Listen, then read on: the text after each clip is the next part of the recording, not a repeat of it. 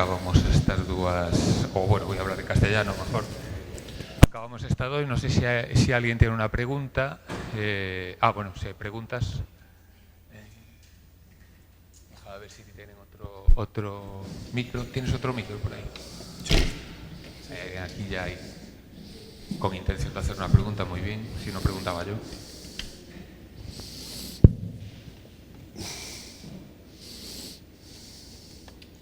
Bueno, mientras os escuchaba a los dos, yo creo que aunque sois muy diferentes unos del otro, había situaciones que se repetían, o al menos desde mi punto de vista, aunque no tomé muchas notas, pero lo que decía Manuel, de la foto como luz y tiempo, también hablabas del silencio, y luego lo enlacé con lo que decías tú, Paco, en algún momento cuando estábamos en pandemia, y tú dijiste que ahí tuviste tiempo para observar, que es un poco, bueno, la unión de ambas partes, pero no de la fotografía, del tiempo para observar las cosas, y lo enlazo, ya haciendo ahí un pane magnum. Creo que algo hablamos en la comida también de la falta de tiempo y la fotografía, no solo de la fotografía, sino del arte y de cualquier situación artística, simbólica, de la necesidad del tiempo.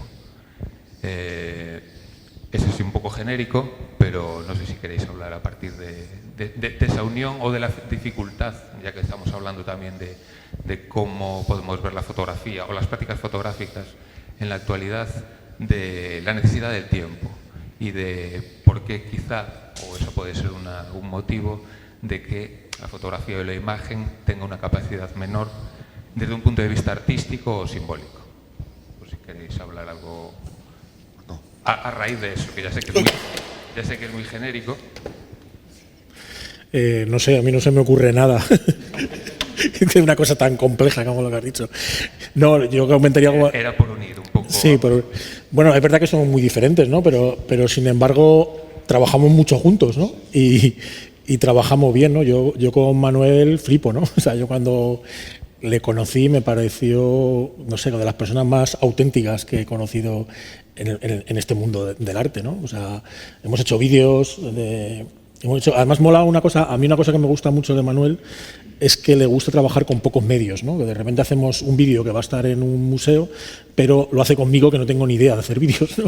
Y entonces vamos juntos por ahí y vamos con un equipo de sonido cutre, pero es que él quiere hacerlo siempre así, ¿no? Es como le gusta, ¿no? Que sea como que el momento que eso sea como una experiencia, ¿no? Yo me acuerdo cuando cuando la grabábamos tocando el piano, era una niña muy pequeña, ¿no? Y grabábamos juntos con un equipo de mierda y me acuerdo que se oían los pájaros, ¿no? Y hubo que repetir todo porque los pájaros, que estaban muy... con la música de Messiaen... Una obra muy interesante, fijaros, que fue hecha como una experiencia, como debe ser todo, desbrozar un camino a través de la música y la poesía y el arte y todo mezclado, ¿no?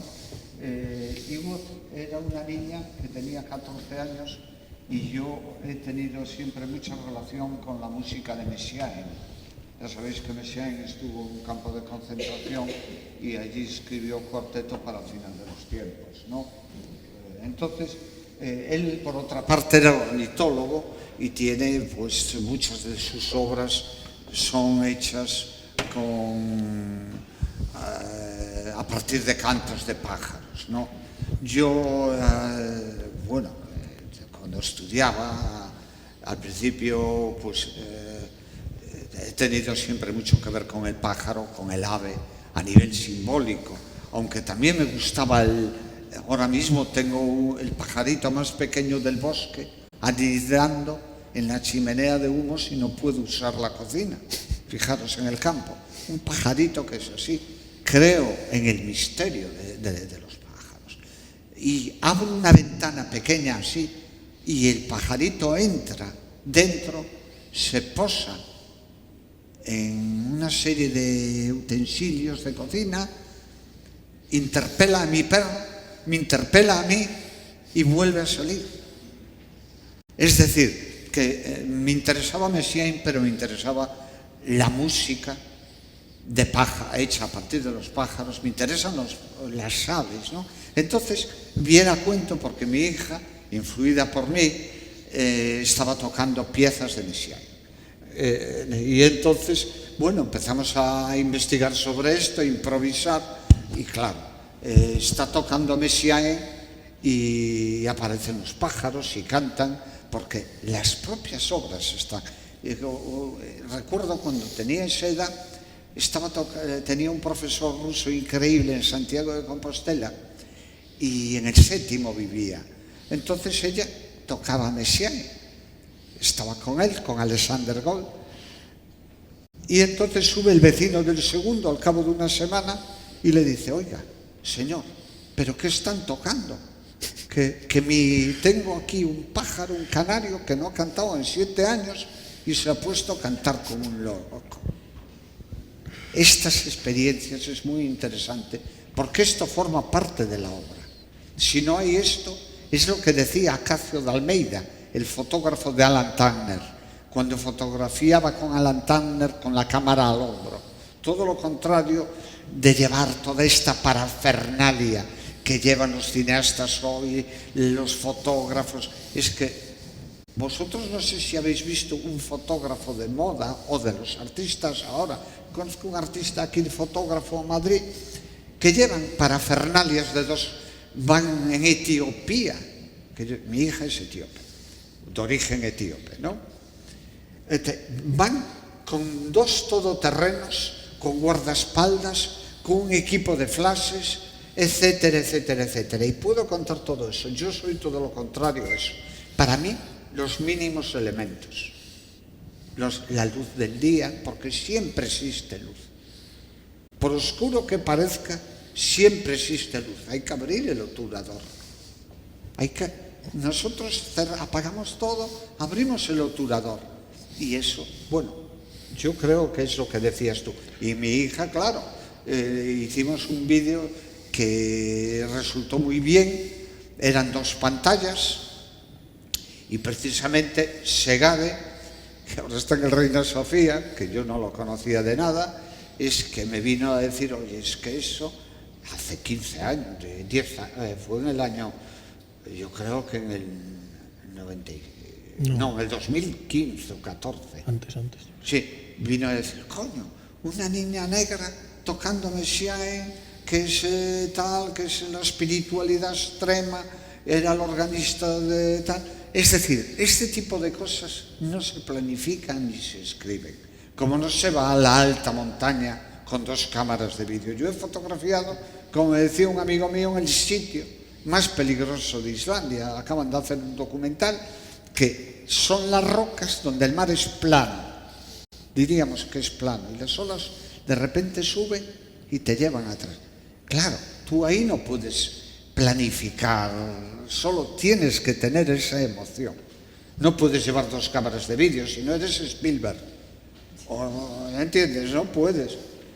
Reconozco que es un cineasta fantástico, o este hombre que el de las otras Américas, que a mí me parece un fotógrafo maravilloso. Pero desde que vas en avioneta es otro tipo de historia. Yo creo en la humildad de la fotografía como de la poesía. Y trabajar con lo que tienes a mano. No hay que volverse loco. Bueno, perdona que te interrumpa. No, sí, estábamos contando lo mismo, ¿no? Que yo, mi experiencia trabajando contigo es que eres como muy monacal, ¿no? Cuando haces una pieza, de repente hay que incorporar un texto, el texto tiene que ser como puro, ¿no? Como sí. Que no hay que entrar como que el diseño tiene que pasar muy desapercibido. Hay una mítica frase que una vez me acuerdo que digo: ¿por qué pones? Hay una foto de las velas, de una vela de Vilariño, que pone una foto, la misma foto al lado y la misma foto al lado, 3 fotos. Y digo: ¿pero esto por qué lo hace? Dice: lo importante es que maldigan.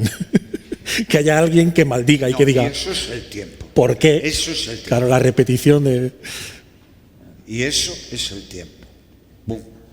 Como 3, como la campana.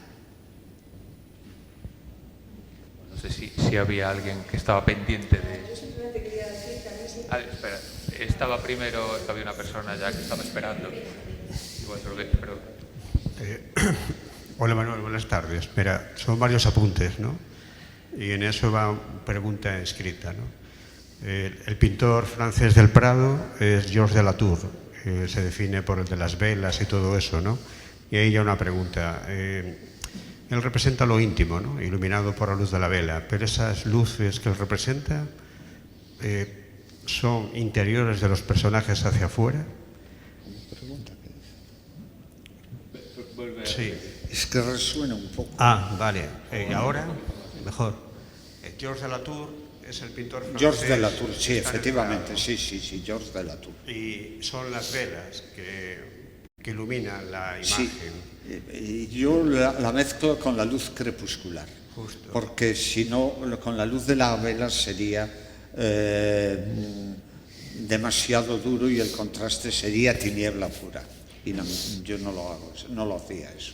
Tengo fotos hechas así, pero lo que son el instante amarillo que le llamo yo, porque es Sí, tiene ese crepitar. tono.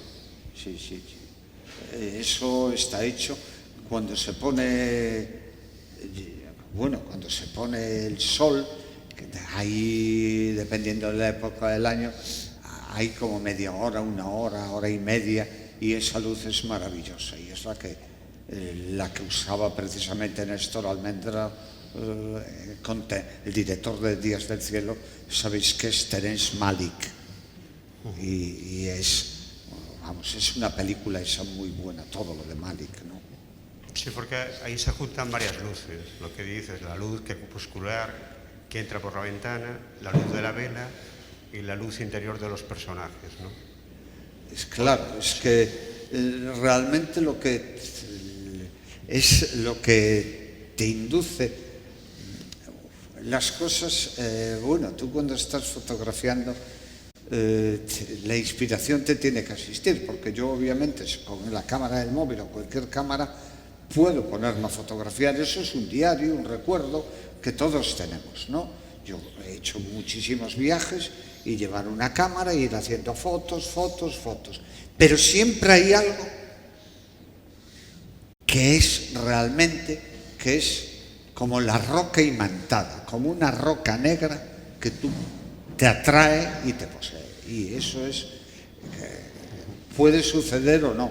Obviamente hay miles de imágenes, pero eso no va. Eso es la fotografía digital, por eso ya tiene un componente muy diferente, que es luego el proceso de selección, de producción. Tú tienes miles de imágenes y yo me perdería, porque yo estoy hablando del misterio. Tú cuando hacías y haces una foto analógicamente, al margen de calidades y eso, déjalo de lado.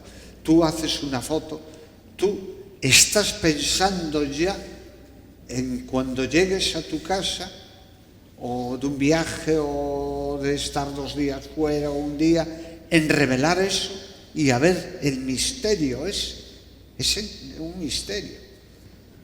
Y luego traducirlo eso en un papel, decir qué papel voy a utilizar, qué revelador, qué tal, qué formato voy a darle a la imagen, porque al nivel que estamos hablando, tú no puedes hacer una imagen 30x30, como no sea de prueba para ti, y luego una de 1x1. Tú tienes que tener ya todo eso en la cabeza, en un proyecto. Tú lo que no puedes es estar improvisando, porque ese es uno de los grandes fracasos de la fotografía, ¿no? En el mercado del arte. En el mercado del arte, tú si vendes una foto, tienes que dar un certificado. Y ese certificado, el que la compra, si está pagando dinero, lo guarda porque es un coleccionista. Y si no haces eso, que hay mucha gente, yo recuerdo hace años, que yo no numero nada, no se numeraba mucha gente. Pero claro, luego, por ejemplo, yo soy muy amigo de Bernard Plossy, que es uno de los tíos más coherentes que vi en mi vida. Fotógrafo fantástico. Que todos conocéis, es un romántico del siglo XIX, ¿no? Él ha viajado, solo la historia de amor que tiene cuando llega al estudio de Jean Diesset. No lo voy a contar ahora, pero es público, ¿no? Que ve una mujer cuando estaba casado con una americana, ve una mujer y le dice a Jean Diesset, me lo contó Jean, que era muy amigo yo de Jean, el director del Chateau, vio a François y dijo, de aquí no me voy, con esta mujer quiero tener hijos. Y es la mujer. Y se quedó allí hasta que la mujer le hizo caso, que no le hacía caso. Pues un hombre de esta potencia, como es Bernard, toda la vida hizo las fotos igual. Él hacía las fotos 24-30 o 30-40 y le daba igual. Costaban 1.000 euros, 800 euros, ya fueran para el MoMA o para el Pompidou. Eso era su foto. Lo que no hacía era una foto 30x40 y luego hacerla a otro formato porque tal. Eso es volverse loco. Tú lo tienes que tener aquí. Si lo quieres hacer uno por uno, pues no hay problema. O como si la quieres hacer a 2x2. Pero lo que no puedes hacer es andar... Es decir, en arte no hay segundas oportunidades.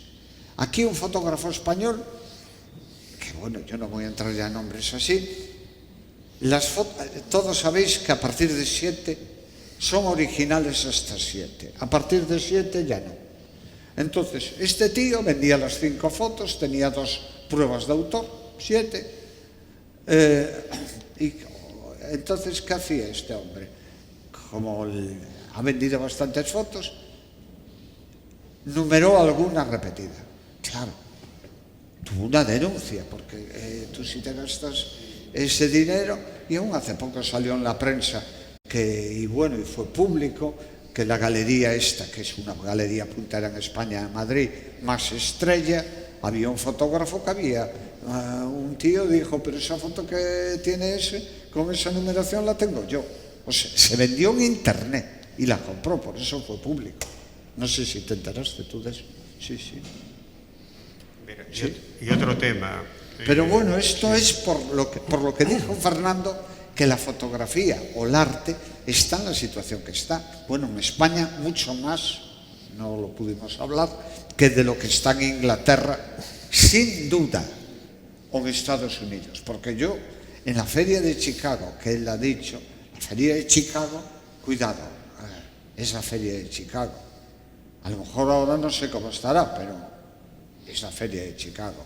Y en Londres, yo conozco bastante al director de la Serpentine Gallery y él siempre me dice, en España no hay mercado de la fotografía. Vete a Inglaterra, Manuel, porque tú expusiste allí en 1990, 91, 92. ¿Cómo no has vuelto? Bueno, razones de familia. O sea, se muere mi mujer, estábamos muy vinculados a Inglaterra y yo ya no quise ni volver a saber nada de la pérfida Albion, porque es pérfida. A pesar de que yo, fijaros, en esta intervención no he citado, no sé si viene a cuento, hablando de... Es que hay una cosa que yo ya no hablé porque estoy cansado y muchas cosas golpean en la cabeza. Pero cuando yo hablo de la escucha, antes, me acabo de acordar ahora, hablo de la escucha y hablo del silencio, tendría que añadir algo sobre la mirada, que es un elemento fundamental en la fotografía, pero ya es otro punto a desarrollar. Y hay que decir, el soneto 23 de Shakespeare tiene, no sé si conocéis, un soneto donde él escribe. Yo creo que lo tenía por aquí, pero ya no, para no extenderme, a ver si lo tengo para decirlo bien. Igual ya no lo traje. Pero bueno, lo digo si no de otra manera porque me lo sé.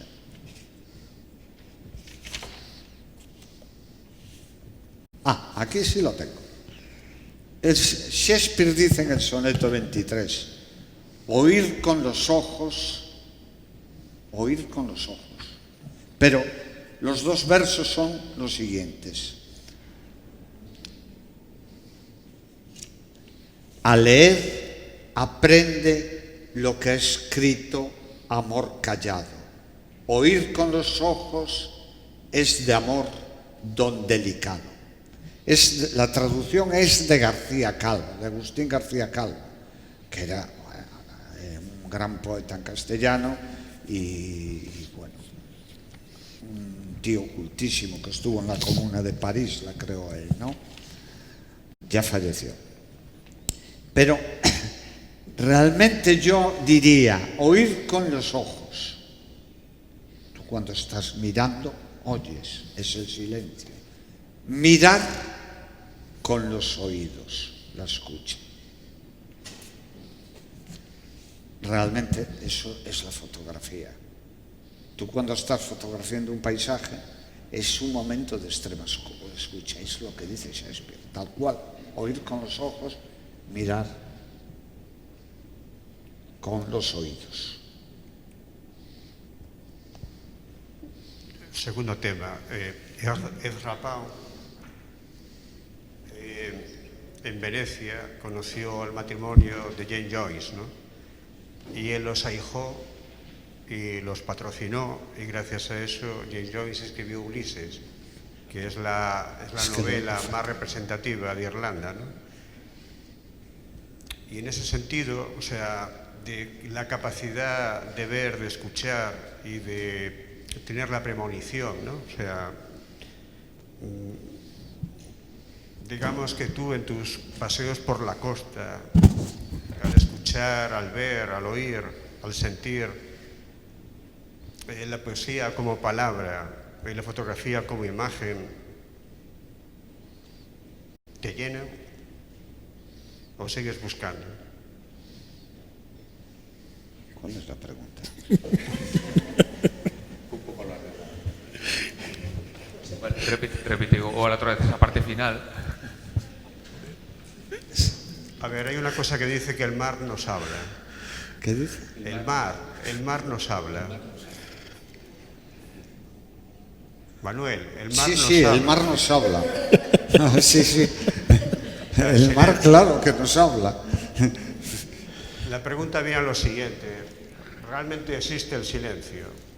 El silencio es un estado interior, al final. Y entonces, ¿cuándo? Tú puedes... El silencio, claro que existe. Claro que existe el silencio. Claro que existe. Pero el silencio no es únicamente, yo creo que te lo he dicho ahí por el medio, es un estado metafísico, sagrado. El silencio no es meterte en un campo de fútbol, aunque tú puedas tener un silencio interior. Pero es muy difícil llegar a ese estado de quietud. El silencio, claro que existe en esto. Yo te puedo decir que el silencio lo puede haber en una habitación. En Madrid lo puedes tener en el medio de una ciudad, como lo puedes tener en una montaña en Islandia, tú solo con la bóveda craneal, sin ninguna luz que te desvele. Eso forma parte mucho también de tu estado anímico, Sí, ¿no? en los estados de la conciencia. Anímico.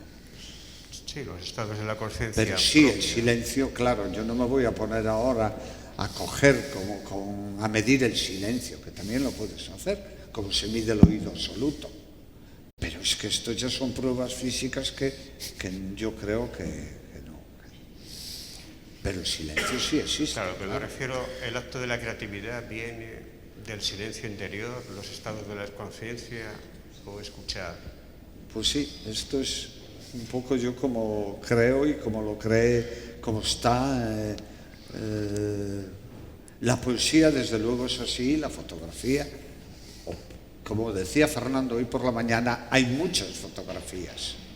Es decir, la fotografía aplicada no tiene nada que hablar, que ver con la fotografía de la que estamos hablando ahora mismo. Entiendo yo. Es decir, si tú, o la fotografía documental, que es la fotografía que se repite periódicamente, que es un tipo de fotografía que no tiene nada que ver una con la otra, pero se le va llamando documental, porque es la que es, digamos, la que tiene la aceptación mayor para ilustrar revistas, para que la entienda todo el mundo, etcétera, ¿no? Es más vinculada al espectáculo de la imagen. Pero hay muchas fotografías. Hoy hay la fotografía vinculada sobre todo a una serie de factores, digamos, nuevos, que me parecen muy importantes, ¿no? Y claro, que ya se hablará mañana, la fotografía vinculada más al feminismo o vinculada más al cambio climático, es decir, que tú eres testigo, por ejemplo, tú puedes testimoniar con tu obra una serie de experiencias vitales o sociales y que me parece muy importante todo ese tipo de fotografía, ¿no? Pero hay otras personas que están en otro tipo de fotografía, ¿no? No sé si alguien tiene una pregunta más. ¿Tú tenías una pregunta? Pues hazlo. No, simplemente que cuando hablabais si teníais, yo sí que veo mucha relación entre vosotros, o sea, es una fotografía muy distinta, pero me llama la atención que cuando tú comenzaste, Manuel, decías que en cuanto al haiku o la poesía, que las palabras venían a ti, ¿no? Y que tú eras como un traductor. Y yo a Paco, la primera vez que leí Old Spotling, a mí me encantó. De hecho, me marcó mucho tu manera de trabajar. Yo ahora pues también un poco también me inspiro en esta manera, ¿no? Y veo una relación también en el sentido de cómo tienes también esa disposición, ¿no? De cómo dejas que esa alquimia, que antes era la fotografía, pero bueno, sucedía en los laboratorios, en tu proceso, por ejemplo, sí que noto también como él, que tú dejas que las imágenes vengan a ti. Tienes una disposición también distinta a la de él, ¿no? A lo mejor menos contemplativa. Pero a mí me llama muchísimo la atención, ¿no? Tu manera, tu proceso, ¿no? Cómo dejas, cómo lo permeable que eres, de dejar que todo eso vaya sucediendo de fuera y te vaya, y tú mismo, a través de tus vivencias, lo vayas traduciendo a ti, a tu vida. Y a mí eso, bueno, pues simplemente, nada, decir que me parece que os conecta esas dos maneras, ¿no? Esa disposición, el estar abierto a las palabras, estar abierto a las imágenes, estar abierto a lo de fuera, ¿no? Sí, cuando vamos al rastro, por ejemplo, nosotros siempre llegamos tarde, ¿no? Y entonces vemos como la gente se va llevando las fotografías antes que nosotros, ¿no? Y te dicen, ¿por qué no llegas antes? Y dice, ¿por qué no? Porque nosotros vamos a que las fotografías nos encuentren, ¿no? A nosotros, o sea, no vamos... No forcemos, porque ya los que van a vender en todo colección llegan antes y cogen a lo mejor las mejores, ¿no? Pero sin embargo, cuando llegas tarde, pues te llegan a ti cosas, encontramos el archivo de Gregorio Marañón, por ejemplo, de las fotos que utilizaba Gregorio Marañón en sus libros para las enfermedades y tal, y fue porque llegamos tarde, ¿no? A lo mejor. Cuando él dice, ¿no? Cuantos menos elementos, mejor. Tú llegas cuando ya coges lo que nadie quiere. Una relación con la basura también, ¿no? O sea, es como que está más despojado también el proceso, es como lo último, ¿no? Crear con lo último, con lo que nadie quiere ya, ¿no? Sí, claro. Quizás tiene también algo de reto y de mágico también. En el ministerio de la imagen perdida que hemos montado, también decimos que nuestra labor es un poco la que hace Open Arms, ¿no? Que de repente salva a los que ya se han lanzado al mar y que ya no tienen otra esperanza, ¿no? Y nosotros las cogemos y lo llevamos a tierra, pero luego ya que pase a partir de ahí tampoco protegemos muy bien las imágenes. Los restauradores como que nosotros damos unos primeros auxilios, es lo que yo digo. Y me estoy acordando de él que ha dicho que los molding era una obra muy buena y tal, y me acuerdo que me dijo una frase buenísima, y dice, ¿tú no te has dado cuenta que si los molding gustan a toda la gente, algo has hecho mal? A mí me gusta mucho. Y es una frase muy buena, ¿no? Porque algo has hecho mal, te has vendido algo. Si a toda la gente le gusta, eso está mal hecho. Yo creo que tu proceso, a la gente que somos creativos, es muy didáctico, muy pedagógico también. Yo, de hecho, muchas veces, esa manera que tú tienes de hacer, a mí me parece muy interesante. Cuando a veces te quedas en blanco, que quieres comenzar algo y no sabes por dónde empezar, dices, pues encuentro una colección de libros en la basura, por ejemplo, como hizo Paco Gómez. Yo hice una obra así hace unos meses, ¿no? Un poco siguiendo ese rastro, ¿no? ¿Por qué no? No sabes por dónde tirar. Pues el proceso que tú sigues a mí me parece muy interesante porque sí que tiene algo de alquimia también, que tiene que ver con la fotografía, ¿no? Y la magia que todos conocimos cuando empezamos en la fotografía, que ahora ya un poco se perdió. Creo que vosotros, con vuestra manera, vuestra autenticidad, a mí me parece que está ahí, ¿no? Que todavía hay algo de magia en vuestros procesos, de alquimia, de... Yo puedo asegurar que conozco muchos fotógrafos, no en Galicia, que en Galicia prácticamente no, pero he dado clases muchas en Madrid de másteres. En Galicia conozco pocos realmente, muy pocos. Y mira que en Coruña, no vivo en Coruña, pero frecuento Coruña, hay cientos ahora, me lo comentan. Pero Paco, de la edad de Paco, en torno a esto, como Paco, es que no conozco ninguno, porque es Está muy aislado. una persona que está en vías de desaparición, o sea, No tiene y internet. desde luego, increíble, lo puedo decir, porque es capaz de... Yo tampoco conozco artistas como tú. Bueno, nos vamos a... Lo digo de verdad, lo digo muy seriamente, porque nadie se figura lo difícil que es, lo decía antes, vender libros. Y libros de fotografía, 10.000. Pero es que esto no los ha vendido nadie. Se llame como se llame, nadie, 10.000 libros de fotografía. No los vende ni Apertus, de un bestseller. No. Es que el truco es que no es un libro de fotografía. Eso iba a decir yo. O sea, al final, para alargar la experiencia, la gente que ha vendido más libros relacionados con la fotografía, te tienes que alejar de la fotografía, porque tienes que alargar la experiencia. Y la forma de alargar la experiencia es acercarte o al cómic o a la literatura, que son fenómenos más de masas y que alargas la experiencia. Cuando tú compras un libro de estos, te aseguras que tienes por lo menos 4 o 5 horas de consumo, ¿no? Pero un fotolibro... Los fotolibros que se hacen ahora... es que esto no es un fotolibro. Por eso, que tienes un uso de 20 segundos, 25 segundos. Te sale el segundo a euro, ¿no? O sea, al final... Aquí por lo menos el segundo te sale más barato.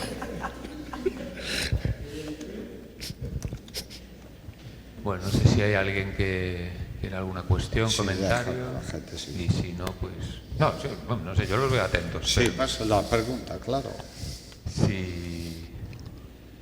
¿Alguna cosa más? ¿Sí? ¿Allí? Ah, no, pensaba. Pues bueno, tampoco sé en qué horario estamos. A 7 y 10. Sí, me pasó como a ti, que no sé en qué horario estamos y tenemos que irnos ya. Ah, mira, hay una... Hola. Bueno, esto es para Paco. Esta forma que tienes tú de trabajar, digamos, de crear estas ficciones partiendo, digamos, de ciertos hechos reales o sospechas de realidad, en el día a día, digamos que la realidad ¿te parece aburrida? A mí no, al contrario. O sea, yo lo que acaban en libros, por ejemplo, en las redes sociales, yo hago ese experimento constantemente, ¿no? Al final, al contrario, a mí lo que me pasa es que veo conexiones en todo, ¿no? Todo lo conecto. Entonces, a mí la realidad no me parece aburrida, me parece inabarcable, ¿no? Pero aburrida es lo último, ¿no? ¿Por qué lo dices? No, digo, a la hora de crear ficción, Sí. de todo... al final Pero yo esto- no creo ficción. Es verdad que he creado ficción alguna vez, ¿no? Pero lo que pasa es que son cosas increíbles, ¿no? Pero la mayor parte, te digo, el 90% de lo que cuento es real, ¿no? O sea, yo he ficcionado en Kafka, en el libro de Kafka que he enseñado, y en el libro del Rey, ¿no? Pero yo todo lo que cuento es los molding, la gente se creía que era mentira, ¿no? Y yo siempre decía, pero ¿cómo voy a falsificar estas fotos? O sea, tú ves, por ejemplo, Avatar, la película que hicieron en 3D, tal, todo un mundo increíble que te crees, pero cuando enseñan las fotografías de la infancia del protagonista, tú ves que es cutre, ¿no? Es imposible falsificar fotografías. Y más porque la fotografía, además, lo que ha tenido históricamente es que tú puedes identificar, yo cuando compro una foto en el rastro, puedo identificar solamente por la técnica, con lo que se hizo y con el positivado, con una horquilla de 5 o 6 años, ¿sabes? Porque ha ido cambiando a lo largo de la historia desde el siglo XIX, ¿no? Entonces, eso es muy imposible de falsificar. Una vez me acuerdo que una serie americana, a través de Martí Llorens, que había que falsificar una foto de un indio, ¿no? Como si fuera pues un ambrotipo sería o algo así, pero partían de una foto digital que ya era mala, ¿no? Primero porque no tomaban distancia, ¿no? Tú ves una foto del 19, las ópticas se nota que no son las mismas, pero encima es que ni siquiera habían dejado aire se habían preocupado por poner un fondo que se parecía, pero todo cantaba por todos los lados, que eso no se podía falsificar como una foto de época, ¿no? Para cualquier persona que tenga un poquito de ojo, claro. Luego lo veía dentro de la serie y la gente se lo traga todo, ¿no? Pero cuando tienes experiencias, o que me dijesen que esto era falso, gente que sabe de historia de la fotografía, me parecía... no era un honor, porque la gente que lo decía no tenía ni idea, pero la gente se creía que era mentira. Y no hay nada de mentira. O sea, que yo en realidad con la ficción no tengo mucha relación. A lo mejor sí con lo que llaman autoficción, ¿sabes? Porque sí que yo lo que hago es aumentar, o sea, ser un flipado de las experiencias que te pasan en tu vida, ¿no? A lo mejor sí que sé transmitirlas de una forma o las hincho de tal forma que parecen increíbles, ¿no? Y eso es un poco el éxito a lo mejor de los libros, es eso, ¿no? Que de repente tu vida, la vida en la ciudad, que puede ser una vida aburrida, tú la conviertes en una aventura Indiana Jones, ¿no?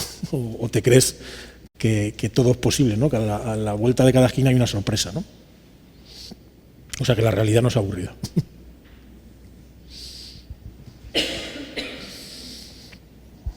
¿Alguien más? ¿Alguna pregunta? Si no, pues...